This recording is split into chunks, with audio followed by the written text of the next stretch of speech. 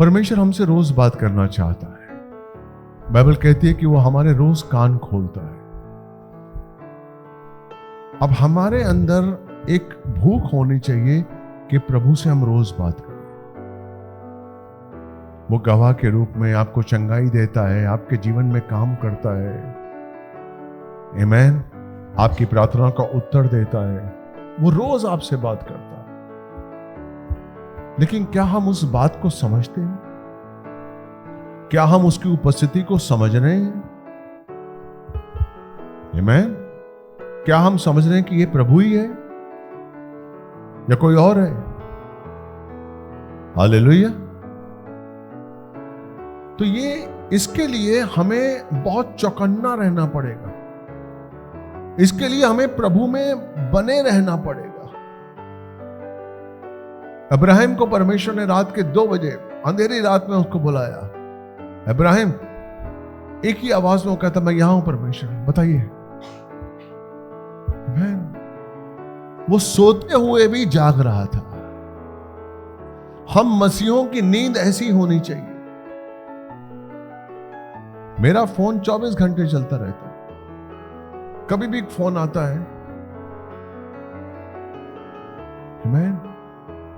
सोते हुए भी हमें चौकन्ना रहना है कि प्रभु हमसे कभी भी बात कर सकता है, कभी भी कोई प्रकाशन हमें दे सकता है, कोई भी चीज वो हमारे जीवन में डाल सकता है, आमीन। इससे क्या होगा? एक तो आप चौकन्ने रहेंगे, दूसरी आप परमेश्वर की वाणी सुनेंगे। परमेश्वर को पता होगा कि मेरा बच्चा तत्पर है। शमूएल जब परमेश्वर में नया नया आया था, समर्पित था वो बच्चा, परमेश्वर ने उससे बात करने की कोशिश की। उससे कहा, शमूएल, वो समझा ही नहीं किसने बुलाया है। वो गया एली के पास कि आपने तो नहीं बुलाया? एली ने कहा, नहीं, मैंने नहीं बुलाया। फिर वो आया, फिर सोने की कोशिश की, फिर आवाज आई, शमूएल। फिर वो गया एली के पास कि आपने मुझे बुलाया? देखा, नहीं, मैंने नहीं बुलाया। तीसरी बार भी वो गया तो एली समझ गया कि ये परमेश्वर उससे बात करना चाहता है, आमीन। और जब चौथी बार परमेश्वर ने कहा, शमूएल, तो उसने कहा, मैं यहां हूं प्रभु, मुझे बताइए, आमीन। कब बात करेगा परमेश्वर? जब आप उसको उत्तर देंगे कि आई एम अवेलेबल। पहली बात में शमूएल से क्यों नहीं बात की परमेश्वर ने? शमूएल, मैं ये चाहता हूं, मैं ये चाहता हूं, बोला वो। ही वॉन्ट्स कि हाँ भाई, ये समझ रहा है कि मैं इससे बात कर रहा हूं। आप समझ रहे हैं मेरी बात को? मेरी इस बात को समझ रहे हैं आप? वो क्यों नहीं आपसे बात करता है? क्योंकि आप अलर्ट नहीं है। हेलो, वो चेक कर रहा था शमूएल से, शमूएल, शमूएल। वो एली के पास गया। इसका मतलब वो परमेश्वर की बात सुनने के लिए अलर्ट नहीं है। परमेश्वर ने बात नहीं की। आप अलर्ट है कि नहीं है? ये बहुत जरूरी है। परमेश्वर आपको बोलेगा, आपका नाम पुकारेगा, आप बोलेंगे, यस प्रभु, बताइए, मैं जाग रहा हूं, मुझे बताइए क्या काम है, मुझे क्या करना है, आई एम अवेलेबल, मैं उपलब्ध हूं। तब परमेश्वर अपनी योजनाएं आपसे बताएगा, आमीन। आप नहीं जानते हैं, परमेश्वर आपके कान खोलता है। यशाया 50:4, आमीन। सुबह देखिए आपके कान किसने खोले हैं? परमेश्वर ने खोले हैं। उसे मांगिए कि परमेश्वर मुझे आज का वचन दीजिए, बताइए मैं आज क्या करूं, आज आपकी क्या इच्छा है। हेलो, आमीन।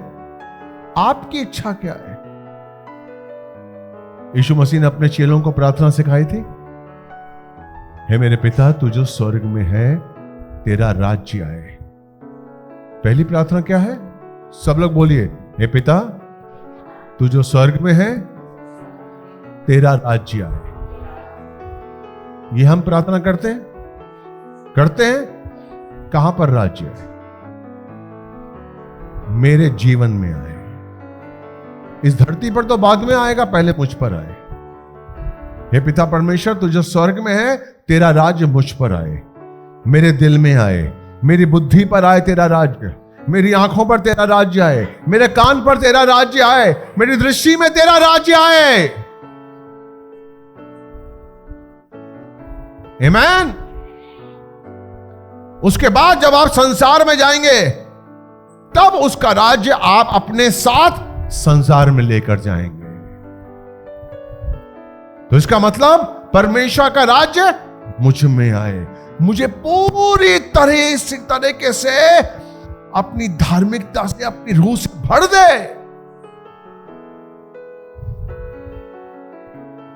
आमीन। मेरी आंखों पर तेरा राज्य हो, मेरी आंखें वो देखें जो तू चाहता है, मेरे कानों पर तेरा राज्य हो, मेरे कान वो सुने जो तू चाहता है, मेरी जबान पर तेरा राज्य हो, मेरी जबान वो बोले जो तू चाहता है, मेरे दिल पर तेरा राज्य हो, मेरे दिल में जो वचन आए वो तू चाहता है वो वचन आए। यह है उस पहली प्रार्थना का मतलब। क्या ऐसा करते हैं आप? तेरा राज्य आए, तेरी इच्छा जैसे स्वर्ग में पूरी होती है वैसे जमीन पर पूरी हो। जमीन पर कौन रहता है? कौन रहता है? आमीन। तो सबसे पहले अपने आप को समर्पित करिए कि तेरी इच्छा मेरे जीवन में पूरी हो, जो तू चाहता है मेरे जीवन में पूरा हो। यस, हम अपने लिए नहीं है, हमें जीवन जीना, हमें आज का दिन दिया है, हमें इस अभिलाषा के साथ कि परमेश्वर तेरी इच्छा मेरे जीवन में पूरी हो। मेरे दिल में आता है कि मैं नौकरी कर लूं, मेरे दिल में आता है कि मैं धंधा कर लूं, मेरे दिल में आता है कि मुझे ये काम आता है, ये काम आता है, ये काम आता है, लेकिन पिता तेरी इच्छा क्या है? आप प्रार्थना कर रहे हैं ना कि तेरी इच्छा पूरी हो। हेलो, उस प्रार्थना में आप शामिल नहीं होंगे? जैसे स्वर्ग में पूरी होती है वैसे धरती पर तेरी इच्छा पूरी हो। धरती पर आप रहते हैं, आप अपने आप को शामिल नहीं करेंगे? मुझ में तेरी इच्छा पूरी हो, मेरे काम में तेरी इच्छा पूरी हो, मेरे बच्चों में तेरी इच्छा पूरी हो, मेरी पत्नी में तेरी इच्छा पूरी हो।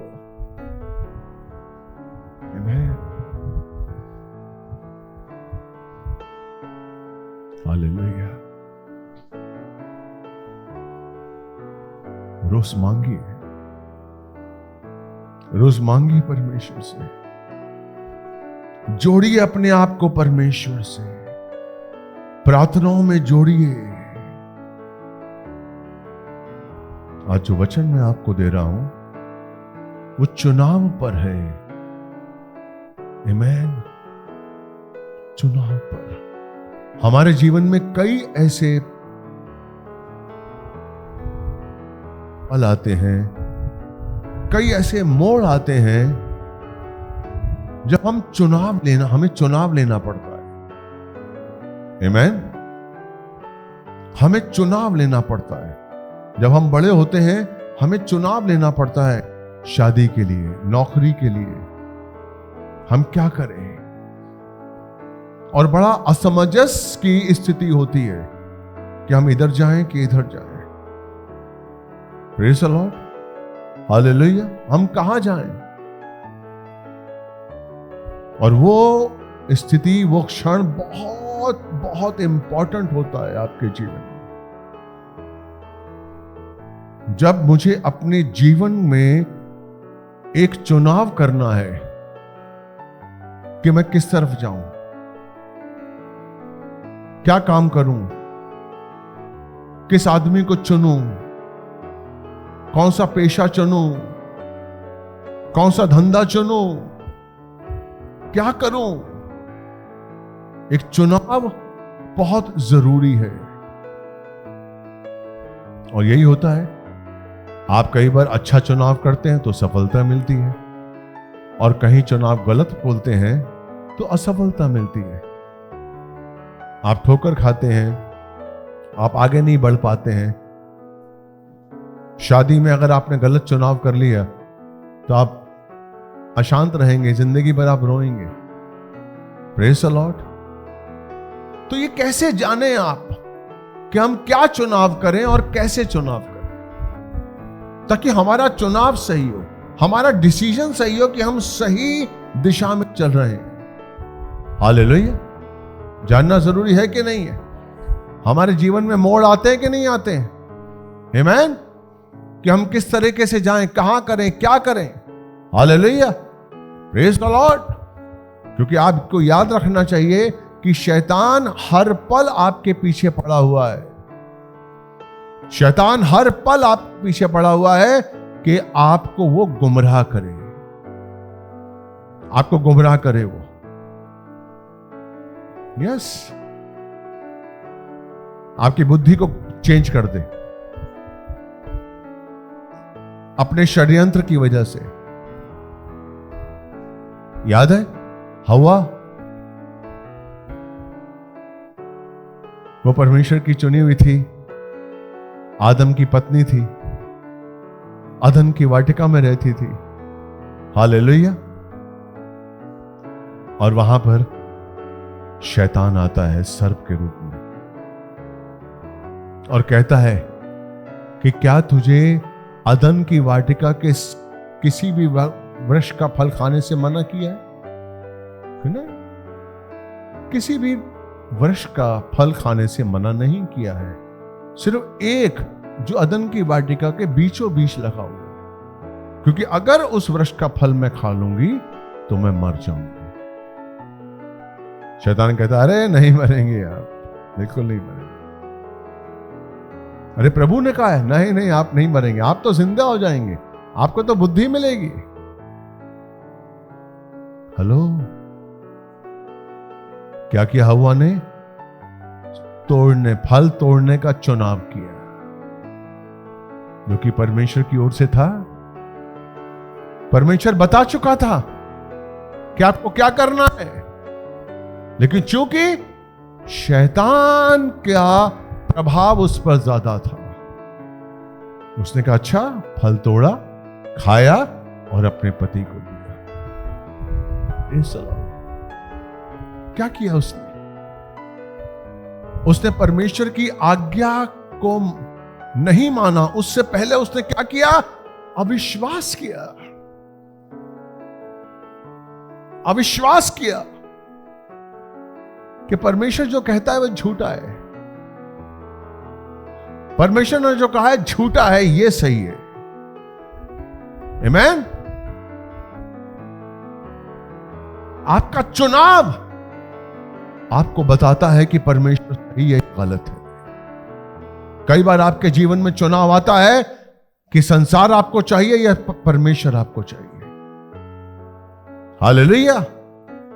आपको परमेश्वर चाहिए, आपको यीशु चाहिए, या आपको संसार चाहिए? कुछ उदाहरणों से मैं आपको इस विषय के ऊपर हम लोग काम करेंगे, मनन करेंगे। हालेलुया। रूत की पुस्तक को अगर हम निकालेंगे, वहां पर दो बहनें हैं, ओरपा और रूत। दोनों न्योमी की बहुएं हैं। न्योमी जो कि बैतलहम में रहती थी, बैतलहम में अकाल आया और वो बैतलहम को छोड़कर मोआब देश आ गई, अपने दोनों बच्चों को लेकर, अपने पति को लेकर। और मोआब में आकर उसने अपने दोनों बेटों की शादी कर दी। पहला गलत चुनाव उसने क्या किया कि बैतलहम को छोड़कर वो मोआब आ गई। मोआब एक अशुद्ध जातियों का देश था। हालेलुया।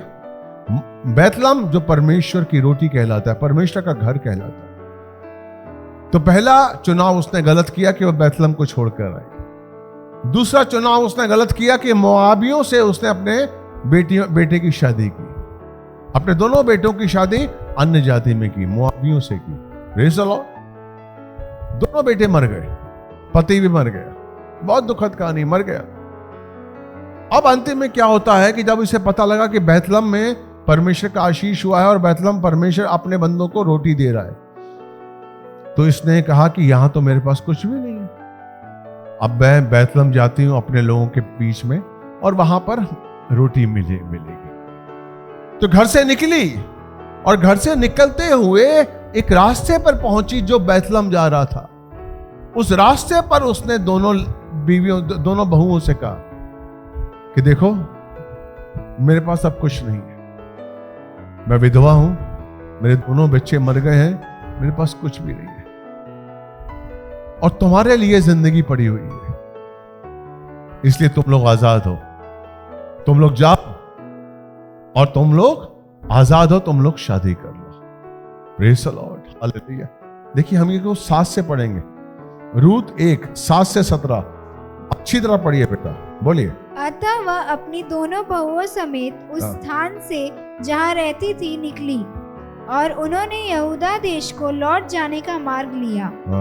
तब नाओमी ने अपनी दोनों बहुओं से कहा, तुम अपने अपने मायके लौट जाओ और जैसे तुमने उनसे जो मर गए हैं और मुझसे भी प्रीति की है, वैसे ही यहोवा तुम्हारे ऊपर कृपा करे। आमीन। आगे जल्दी पढ़िए। यहोवा ऐसा करे कि तुम फिर अपने अपने पति के घर में विश्राम पाओ। तब उसने उनको चूमा और वे चिल्ला चिल्ला कर रोने लगी और उससे कहा, निश्चय हम तेरे संग तेरे लोगों के पास चलेंगी। नाओमी ने कहा, हे मेरी बेटियों, लौट जाओ, तुम क्यों मेरे संग चलोगी? क्या मेरी कोख में और पुत्र हैं जो तुम्हारे पति हो? हे मेरी बेटियों, लौट कर चली जाओ, क्योंकि मैं पति करने को बूढ़ी हूँ। और चाहे मैं कहती भी कि मुझे आशा है और आज की रात मेरे पति होता भी और मेरे पुत्र भी होते, तो भी क्या तुम उनके सयाने होने तक आशा लगाए ठहरी रहती और उनके निमित्त पति करने से रुकी रहती? हे मेरी बेटियों, ऐसा न हो, क्योंकि मेरा दुख तुम्हारे दुख से बहुत बढ़कर है। देखो, यहोवा का हाथ मेरे विरुद्ध उठा है। तब वे फिर से उठी और ओर्पा ने तो अपनी सास को चूमा, परंतु रूत उससे अलग न हुई। तब उसने कहा, अब देखिए यहाँ पर देखिए, ओर्पा दोनों बहुएं हैं, हालेलुया, दोनों बहुएं हैं और दोनों बहुएं विधवा हो गई हैं, हालेलुया। और नयोमी ने बताया कि भाई अब मेरे पास कुछ भी नहीं है, अब तुम चले जाओ। ओर्पा जो कि मोआब की देश की रहने वाली थी, उसके सामने था कि साफ फ्यूचर है, भविष्य है कि उसको शादी हो सकती है और वो अपने घर में जा सकती है। रूत के लिए भी ये बिल्कुल एक सामने प्रस्ताव था।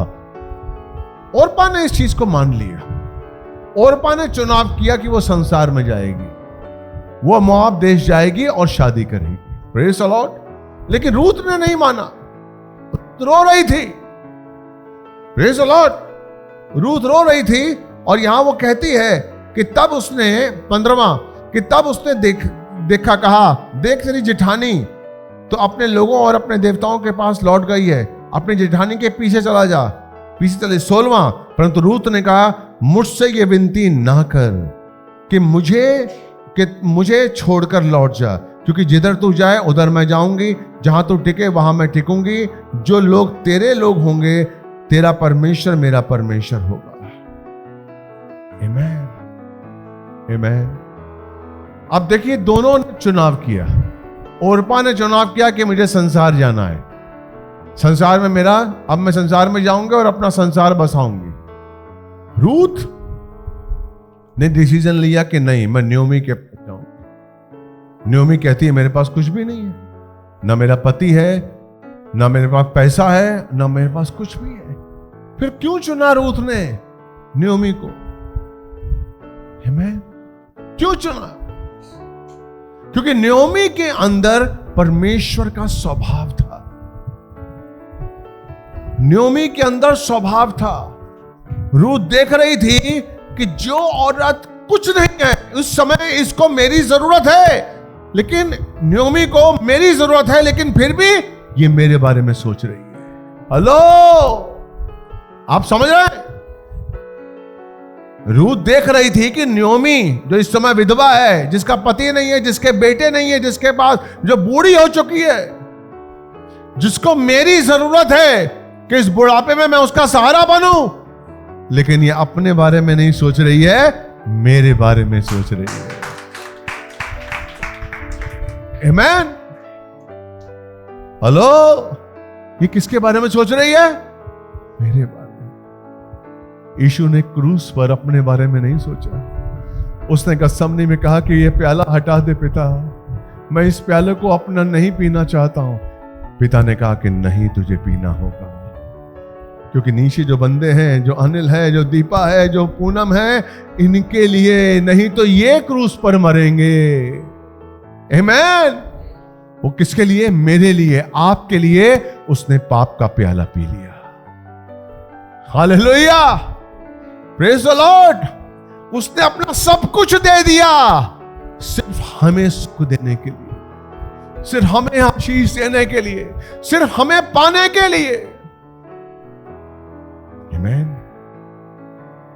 हमें भी अपनी जिंदगी में जब भी चुनाव करना है, हमें यह देखना है कि मैं किस तरफ जाऊं, जहां परमेश्वर का स्वभाव हो, जहां परमेश्वर की उपस्थिति हो, चाहे वो रिश्ता हो, चाहे वो विवाह के लिए रिश्ता हो, चाहे वो नौकरी के लिए हो, चाहे वो धंधे के लिए हो।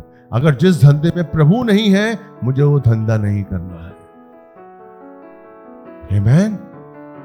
परमेश्वर का स्वभाव ही मुझे परमेश्वर के पास लेके जाएगा। नयोमी के अंदर क्या देखा उसने? परमेश्वर का स्वभाव। सब कुछ, कुछ भी उसके पास नहीं था, फिर भी वो मेरे लिए सोच रही थी। आमीन। अगर इतिहास में देखेंगे तो रूथ एक बहुत अच्छे खानदान की औरत थी। उसका खानदान बहुत बड़ा था, उसकी अच्छी शादी हो सकती थी, पैसे वाले थे वो लोग। लेकिन उसने सोचा कि मेरा पति मर गया है, 10 साल मेरा पति मर गया, मेरा घर वाला एक बार भी मुझसे मिलने के लिए नहीं आया। ये संसार जब से मैं विधवा बनी हूं, इसने मुझे त्याग दिया, लेकिन इस औरत ने मुझे नहीं त्यागा। आमीन। इस नयोमी ने मुझे नहीं त्यागा, और आज जब इसको मेरी जरूरत है कि मैं इसके साथ रहूं, आज भी वो मेरे बारे में सोच रही है। Praise the Lord. उसने कहा नहीं जाऊंगी। 16वां वचन सुनो, 16वां वचन दोबारा पढ़ो। रूथ बोली, तू मुझसे यह विनती न कर कि मुझे त्याग या छोड़कर लौट जा, क्योंकि जिधर तू जाए उधर मैं जाऊंगी, जहाँ तू टिके वहाँ मैं भी टिकूंगी। तेरे लोग मेरे लोग होंगे और तेरा परमेश्वर मेरा परमेश्वर होगा। आमीन, आमीन। समर्पित कर दिया उसने सब कुछ कि तू ही होगी। आमीन। जिंदगी में अगर आपको चुनाव करना है, मेरे भाई मेरी बहन, किसी भी रूप में, किसी भी क्षेत्र में, किसी भी मोड़ पर, आप देखिए कि जिस तरफ मुझे जाना है, अगर वहां परमेश्वर की उपस्थिति है, परमेश्वर का स्वभाव है, वही इंसान को मुझे चुनना है, उसी नौकरी को मुझे चुनना है, उसी धंधे को मुझे चुनना। क्योंकि अगर मैंने चुनाव एक लड़के का किया, अगर मैंने चुनाव एक नौकरी का किया, अगर मैंने चुनाव एक धंधे का किया, बिजनेस का किया, तो ये कहीं धंधा, ये नौकरी, ये लड़का मुझे परमेश्वर से दूर लेके जाता है या मुझे परमेश्वर के करीब लेकर आता है। मेरा जीवन प्रभु का है, मुझे प्रभु के करीब रहना है। हां, मुझे संसार में काम करना है, लेकिन परमेश्वर के करीब रहते हुए मुझे रोज बरोज परमेश्वर के करीब आना है। रोज मुझे अपने आप को देखना है, जांचना कि मैं आज कितना प्रभु के करीब हूं। यस, आप रोज देखते हैं ना, अपना चेहरा देखते हैं, रोज अपने आप को जांचते हैं कि आज मैं कैसा हूं, आज मैं मोटी हो रही हूं या मैं पतली हो रही हूं। रोज जांचते हैं ना, ये सूट मुझे आ रहा है, ये ब्लाउज आ रहा है, ये कमीज आ रही है कि नहीं आ रही है, चेक करते हैं ना। आमीन। चेक करिए, रोज चेक करिए कि आज परमेश्वर का राज्य मेरे ऊपर है कि नहीं है, मैं और कितना प्रभु के करीब हूं, मैं कितना प्रभु के करीब हूं, कितना परमेश्वर मुझ में है। आमीन। रोज हमें जांचना है, रोज एक दिन भी नागा मत करिए, एक दिन भी। हालेलुया। अपने जीवन पर, अपनी आंखों पर भरोसा मत करिए। जब आप अपनी आंखों पर भरोसा करते हैं ना, तो आपकी आंखें आपको धोखा देती हैं। कभी भी परमेश्वर आपकी आंखों की वजह से शैतान आपको धोखा देता है। हालेलुया। लूत और इब्राहिम, उसके बारे में आप जानते हैं। हालेलुया।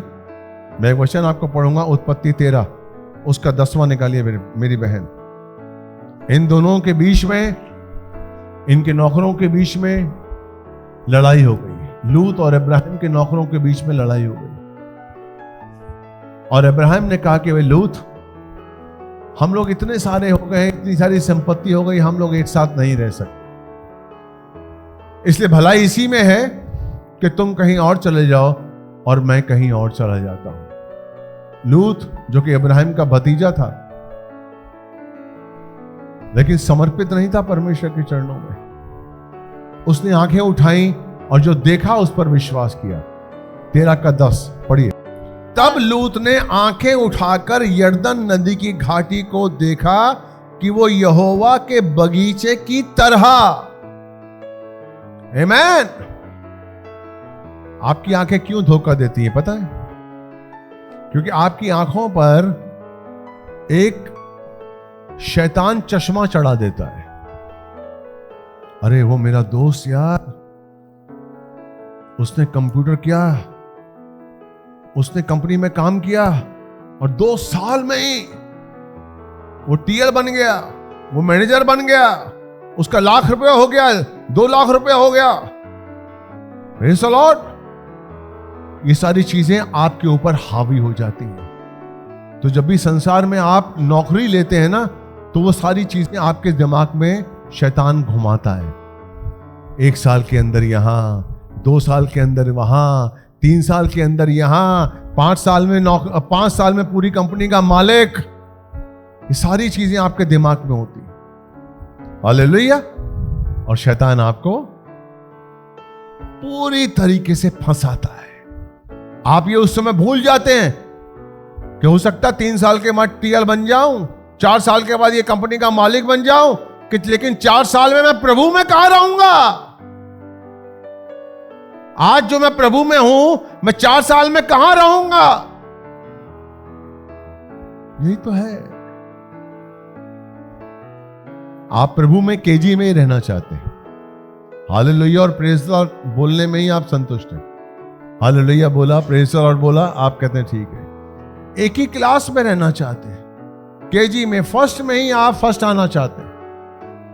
आप आगे बढ़ना नहीं चाहते प्रभु में, और बाकी सारी चीजों में आगे बढ़ना चाहते हैं, प्रभु में आगे बढ़ना नहीं चाहते। इसलिए वो क्या कहता है 10वां कि तब लूत ने आंखें उठाकर यरदन नदी की ओर देखा कि वो यहोवा के बगीचे की तरह, हां सोअर के मार्ग तक मिस्र देश की भूमि की तरह भली भांति संचित है नहीं?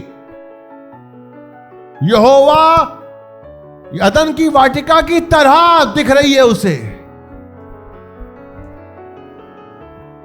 Hallelujah, praise the Lord. आपकी आंखें धोखा क्यों देती हैं? क्योंकि आपकी जो आंखें हैं ना, वो दिमाग से जुड़ी हुई हैं। आप दिमाग से अपने भविष्य को देखने की कोशिश करते हैं। हालेलुया। अब देखिए 14वां वचन। लूत के अलग हो जाने के पश्चात यहोवा ने अब्राहम से कहा कि अब अपनी आंख उठा। आमीन। अब्राहम से किसने कहा? पर क्यों कहा? क्योंकि अब्राहम प्रार्थना में था। अब्राहम प्रार्थना में था। आमीन। कि मैं क्या करूं, मैं किस तरफ जाऊं, मैं किसे चुनूं? मैं उत्तर चुनूं, दक्षिण चुनूं, पश्चिम चुनूं? मैं क्या चुनूं? किस ओर जाऊं? यहीं रहूं या मैं कुछ चुनूं? आमीन, हालेलुया। लूत के अलग हो जाने के पश्चात यहोवा ने अब्राहम से कहा, यानी कि अब्राहम ने कुछ कहा, कुछ पूछा तभी तो कहा। हेलो, समझने की कोशिश कर रहे हैं? अब्राहम ने कहा, यानी कि इब्राहिम ने पूछा तो ही तो अब्राहम ने कहा। आमीन। आपने प्रार्थना की, परमेश्वर ने जवाब दिया। ध्यान से वचनों को समझने की कोशिश करिए। आप लोग बाइबल ईमानदारी से सही तरीके से समझिए, एक एक वचन को मनन करिए। वो कहता है कि इब्राहिम से कहा, अब अपनी आंखें उठा, क्योंकि अब तेरी आंखें जो हैं उसमें मेरी दृष्टि है। आमीन। क्योंकि तूने प्रार्थना की है कि मैं क्या करूं, तूने प्रार्थना की है कि मैं क्या करूं। अब तेरी बुद्धि में मेरी बुद्धि है, अब तेरी आंखों में मेरी सृष्टि है। आमीन। अब आंखें उठा, क्योंकि अब जब तू देखेगा तो मेरी दृष्टि से देखेगा। आमीन। कहता है अब अपनी आंख उठा और जिस स्थान पर तू है वहां से उत्तर, दक्षिण, पूरब और पश्चिम चारों ओर दृष्टि डाल। हेलो, चारों ओर आंखों से देख नहीं कहा, दृष्टि डाल, मन की आंखों से देख, क्योंकि मैंने तेरी आंखों को आशीष दिया। आमीन। मैंने तेरी आंखों को वो आशीष दिया है कि तू उन चीजों को भी देख सकता है जो नहीं दिख रही है।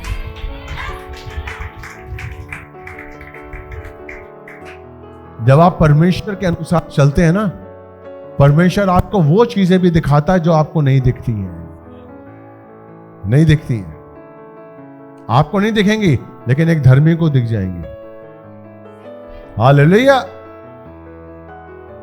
जब आप परमेश्वर का इंतजार करते हैं, हालेलुया, और प्रार्थना करते हैं कि मैं क्या करूं, मेरे जीवन में मैं क्या करूं, यहां जाऊं या वहां जाऊं, तो परमेश्वर आपको आपके भविष्य को दिखाता है, आपके भविष्य से आपको मिलवाता है। आमीन। वो क्या कहता है कि अब अपनी आंखें उठा और जिस स्थान पर तू है वहां से उत्तर, दक्षिण, पूर्व और पश्चिम चारों ओर दृष्टि डाल, क्योंकि जितनी भूमि तुझे दिखाई देती है उस सब को मैं तुझे और तेरे वंश को सदा के लिए दे दूंगा।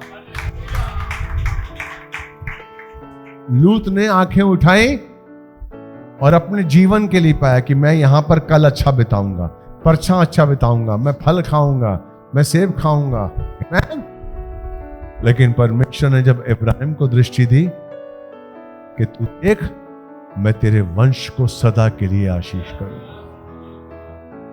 आमीन। जब आप परमेश्वर के चुनाव से चलते हैं, जब आप परमेश्वर के अनुसार जीवन बिताते हैं, तो परमेश्वर आपको आपके भविष्य को दिखाता है कि तू क्या करने वाला है। मैं तुझे क्यों चाहता हूं कि तू इस रास्ते पे चल। आमीन।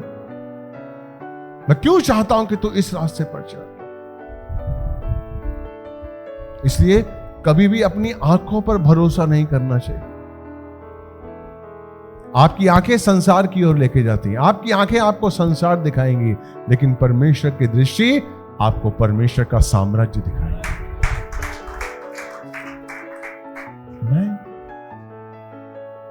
और आप लोग जानते हैं इतिहास कि किस तरीके से लूत जहां गया था वहां सदोम और मोरा का नगर था वो, और इतना गंदा व्यभिचार का नगर था वहां पर, और लूत रोता था वहां पर। लेकिन अब्राहम जहां पर रहा, परमेश्वर का अभिषेक, परमेश्वर का आशीष वहां पर था। आमीन। मेरे भाई, मेरी बहन, कोई भी चुनाव करने से पहले परमेश्वर से पूछिए आपका जीवन बहुत बहुमूल्य है, बहुत बहुमूल्य है आपका जीवन। उसको आप यूं ही मत, आपका एक एक दिन, हालेलुया। कभी कभी आप समझते हैं कि नहीं साहब मुझको तरक्की मिल रही है, मेरा धंधा खूब अच्छा चल रहा है, यह परमेश्वर का आशीष है। अगर परमेश्वर का आशीष नहीं होता तो मेरा धंधा क्यों अच्छा चलता? हेलो, अगर परमेश्वर का आशीष नहीं होता तो मेरा उन्नति क्यों मुझे मिलती, मेरा सर्विस क्यों अच्छी लगती मुझे मिलती? ये होता कि नहीं होता दिमाग में? Hallelujah, praise the Lord. आप समझते हैं कि जो परमेश्वर का आशीष पर आपको जो धन मिल रहा है, आपको जो पैसा मिल रहा है, आपको जो बरकत मिल रहा है, इससे परमेश्वर खुश है। यही सोचते हैं ना कि धंधा बढ़ रहा है तो परमेश्वर खुश है, परमेश्वर दे रहा है भाई, यही सोचते हैं ना। हालेलुया।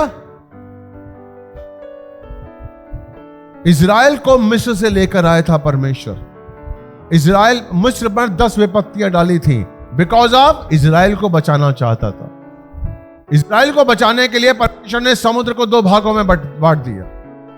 हालेलुया। 40 साल तक परमेश्वर उन्हें मन्ना खिलाता रहा,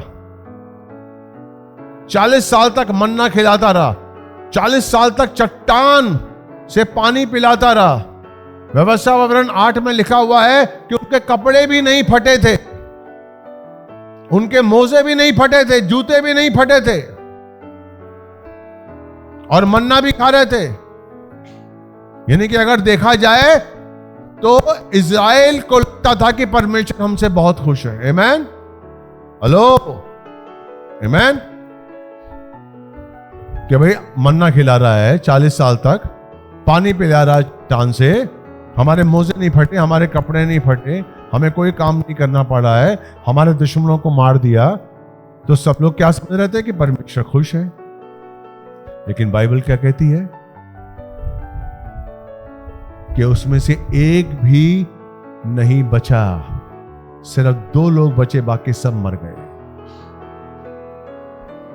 क्योंकि परमेश्वर उनसे खुश नहीं था। परमेश्वर उनसे खुश नहीं था। क्यों खुश नहीं था? क्योंकि आप जिसे उन्नति कह रहे हैं, आप जिसे धंधे की उन्नति कर रहे हैं कि परमेश्वर की ओर से हमें मिल रहा है, हम क्या थे और परमेश्वर ने हमें क्या दे दिया? अरे उसी धंधे ने आपको परमेश्वर से दूर कर दिया। यानी कि वो धंधा परमेश्वर की ओर से नहीं, शैतान की ओर से आपको मिला है, और आप खुश हैं। आपको वो नौकरी जो उन्नति दे रही है, अगर आप परमेश्वर में उन्नति नहीं कर रहे हैं तो शैतान आपके जीवन में काम कर रहा है। आप शैतान को नहीं जानते, आप शैतान को नहीं जानते। लूत ने अपनी आंखें उठाकर देखा कि मैं यरदन की वाटिका में हूं, मिस्र की भूमि पर हूं, लेकिन एक्चुअल वो क्या था? सदोम अमोरा की भूमि। वहां पर गंदा शहर था, जो बाद में हुआ, उस समय नहीं था। सदोम अमोरा का देश बाद में आया, लेकिन ये पहले बस गए। क्या इब्राहिम नहीं जा सकता था? लेकिन इब्राहिम ने उस चुनाव को करने के लिए प्रार्थना की कि तू बता मैं क्या करूं, मैं कहां जाऊं, कैसे जीऊं, कौन सा धंधा करूं, कौन सी नौकरी करूं, किससे शादी करूं, किसके पास अपने बच्चों की शादी करवाऊं। आमीन। इसहाक उसका इकलौता बेटा था, अब्राहम का बेटा इसहाक इकलौता था। आइए मैं आपको बताता हूं, जेनेसिस 24 निकालिए, उत्पत्ति 24 उसका 1 से 9 मैं आपके लिए पढ़ता हूं, ध्यान दीजिएगा। इब्राहिम जो परमेश्वर का चुना हुआ था, अभी इसहाक उसका बड़ा बेटा बड़ा हो गया था, और उसके लिए वो लड़की देखना चाहता था कि मुझे अपने बेटे के लिए लड़की चाहिए, वधू चाहिए। अब आप देखिए ध्यान से इस वार्ता को सुनिए जो उसके नौकर एलिएजर और इब्राहिम के बीच में थी। हालेलुया। इब्राहिम जब वृद्ध हो गया था और उसकी आयु बहुत थी और यहोवा ने उसे हर प्रकार से आशीषित किया था, इब्राहिम ने अपने घर के सबसे पुराने सेवक को, जो उसकी समस्त संपत्ति का भंडारी था, कहा, अपना हाथ मेरी जांघ के नीचे रख और मैं तुझे यहोवा अर्थात स्वर्ग और पृथ्वी के परमेश्वर की शपथ खिलाता हूं कि जिन कनानियों के मध्य मैं रहता हूं उनकी बेटियों में से मेरे बेटे के लिए तू कोई पत्नी ना चुनना। वो बोल रहा है नौकर को कि अन्य जाति से मेरे बेटे के लिए बेटी नहीं आएगी। आमीन। इब्राहिम बहुत पैसे वाला था, उसका नाम था, उसने कहा पत्नी नहीं चुनेगा, पर तू मेरे देश में मेरे ही कुटुंबियों में जाकर मेरे पुत्र इसहाक के लिए पत्नी ले आएगा। तब उस सेवक ने उससे कहा, कदाचित वो स्त्री इस देश में मेरे पीछे ना आना चाहे तो क्या मुझे तेरे पुत्र को उस देश में वापस ले जाना पड़ेगा जहां से तू आया है? इब्राहिम ने उससे कहा, सावधान, जहां से मैं आया हूं वहां तू मेरे बेटे को लेकर नहीं जाएगा। जिस संसार से मुझे परमेश्वर लेकर आया है उस संसार में तू मेरे बेटे को नहीं लेकर जाएगा। आमीन। सावधान, स्वर्ग का परमेश्वर जिसने मुझे मेरे पिता के घर और मेरी जन्मभूमि में से निकाला है और जिसने शपथ खाकर मुझसे कहा है कि मैं ये देश तेरे वंश को दूंगा, वही अपना दूत तेरे आगे भेजेगा और तू वहां से मेरे पुत्र के लिए पत्नी लाएगा। परंतु यदि वो स्त्री तेरे पीछे आना ना चाहे तो तू मेरी शपथ से छूट जाएगा, परंतु मेरे पुत्र को वहां कदापि नहीं लेके जाएगा। आमीन। मेरे पुत्र के लिए वधू नहीं मिले तो ना सही, लेकिन तू कोई और अन्य जाति की वधू नहीं लेकर आएगा। इसे कहते हैं चुनाव, इसे कहते हैं चुनाव। हालेलुया। क्यों परमेश्वर कहता है कि अन्य जातियों से शादी नहीं करनी चाहिए? आप अन्य जाति से शादी करेंगे, अन्य जाति आपके अंदर शैतान की आत्मा, शैतान की जातियां लेकर आएगा। सुलेमान जो सबसे बड़ा बुद्धिमान था, कितनी शादियां की उसने पता है? 700। क्यों शादियां की? क्योंकि संसार के सभी राजाओं की बेटियों से मैं शादी कर लूंगा तो कोई भी राजा मुझ पर युद्ध नहीं करेगा। लेकिन उसमें उसने अन्य जाति की लड़कियों से भी शादी कर ली, सदूकियों से भी शादी कर ली। क्या हुआ? उसके राज्य में मूर्तियां आ गईं, उसके राज्य में मूर्तियां आ गईं। एक एक राजा की लड़की अपने संग 500 लोगों को लेकर आती थी। उनके याजक, उनके लेवी की मूर्तियां, उनके मंदिर, और वहां पर अन्य जातियों के मंदिर बनने लगे। हालेलुया। और क्या हुआ सुलेमान का? उसका अंत कैसा हुआ? हालेलुया। Praise the Lord. अन्य जातियों से शादी करना यानी कि आप परमेश्वर को खो रहे हैं। परमेश्वर ने आपको चुना है, इसलिए कभी भी विश्वास करिए, अपनी बेटी, अपना बेटा अन्य जाति में नहीं देना है। जो प्रभु को जानता होगा, जो प्रभु में होगा, जिसमें परमेश्वर की आत्मा होगी, मैं आपको सच कह रहा हूं, वो आपके बच्चों को आशीष मिलेगा, आपके बच्चों को एक सही राह मिलेगा। उनकी डिमांड कुछ नहीं होती। हमारे यहां कोई डिमांड नहीं होती है कि साथ दहेज वगैरह, नो। शादी का आधा हिस्सा बांट लेते हैं, जहां नहीं होता वहां नहीं सही, आधा हिस्सा नहीं होता कोई बात नहीं, जिसके बाद पैसा वो पूरा कर देते। आमीन। कोई बात नहीं। लेकिन अन्य जाति नहीं, अन्य जाति में। यही आपको चुनाव करना है। आप परमेश्वर के बंदे हैं, आप मसीह हैं। हमको अपने जीवन में हर चीज का चुनाव बहुत ही ध्यान से करना है, बहुत ही ध्यान से करना है, किसी भी क्षेत्र का। क्योंकि शैतान भूखे शेर की तरह आपको देख रहा है कि कब आप गलती करें और वो आपको फाड़ खाए।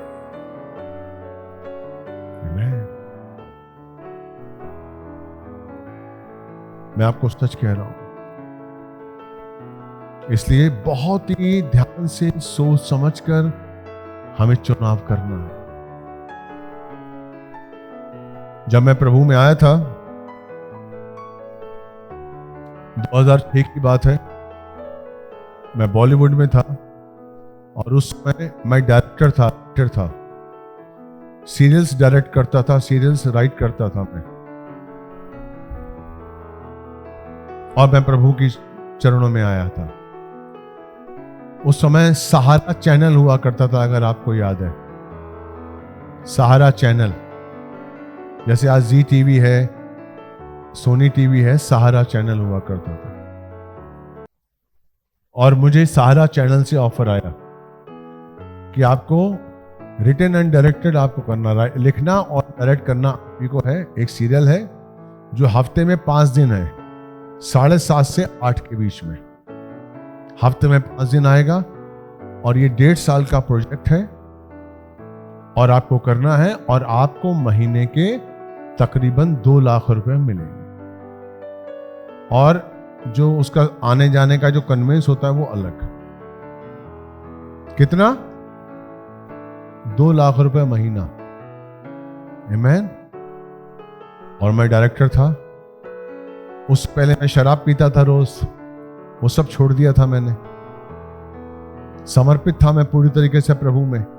और ये ऑफर आया, मेरी पत्नी खुश हो गई कि 1.5 साल का प्रोजेक्ट है, 1.5-2 करोड़ हमको मिल जाएंगे तो हम एक अच्छी जिंदगी जी लेंगे। धन्यवाद परमेश्वर का। उस समय मैं 7-7 घंटे प्रार्थना करता था, 7-7 घंटे, 24 घंटे में। मैंने कहा लक्ष्मी, ये प्रभु की ओर से नहीं है, ये शैतान की ओर से। मैं शराब पीता था, छोड़ दिया मैंने, मैं समर्पित हो गया हूं। तो ये शैतान ने मुझे झुंझुना दिखाया है, 2 लाख रुपए महीने का झुंझुना, ताकि मैं दोबारा से वो आऊं। और अगर मैं डायरेक्टर हूं, सुबह 9 बजे की शिफ्ट है तो मुझे 8 बजे पहुंचना पड़ेगा सेट पर। 10 बजे पैकअप होगा तो उसके बाद मुझे नेक्स्ट डे का शॉट बताना पड़ेगा आर्ट डायरेक्टर को, कैमरामैन को। 11 साढ़े 11 बज जाएंगे और उसके बाद प्रोड्यूसर सब बैठते हैं साथ में और ड्रिंक लेते हैं, तो 12-1 बजे तक ये काम चलता, घर जाते हैं। मैंने कहा लक्ष्मी, अगर मैं ऐसा ही काम करूंगा तो मैं प्रार्थना कब करूंगा, मैं बाइबल कब पढ़ूंगा, मैं सुसमाचार कब दूंगा? इसका मतलब ये जो टाइम टेबल है, इसमें सिर्फ सुबह 7 बजे उठना, 6 बजे जाना है, 8 बजे पहुंचना है, फिर 1 बजे आना है। और आहिस्ता आहिस्ता जो मैंने दारू छोड़ी है, फिर मैंने कहा ये शैतान की ओर से, ये प्रभु की ओर से नहीं है। क्योंकि अगर ये प्रभु की ओर से होता तो मुझे इसमें सेवा करने का समय होता, बाइबल पढ़ने का समय होता, प्रार्थना करने का समय होता। मैंने कहा नहीं लक्ष्मी, ये ट्रैप है। मैंने फोन उठाया, लैंडलाइन था, सारा चैनल पे फोन किया कि मैंने कहा भैया, एक लेडी थी, मैंने कहा मैंने यीशु मसीह को समर्पित कर दिया जीवन, मैंने इंडस्ट्री छोड़ दी है, मैं आपका प्रोजेक्ट नहीं कर सकता,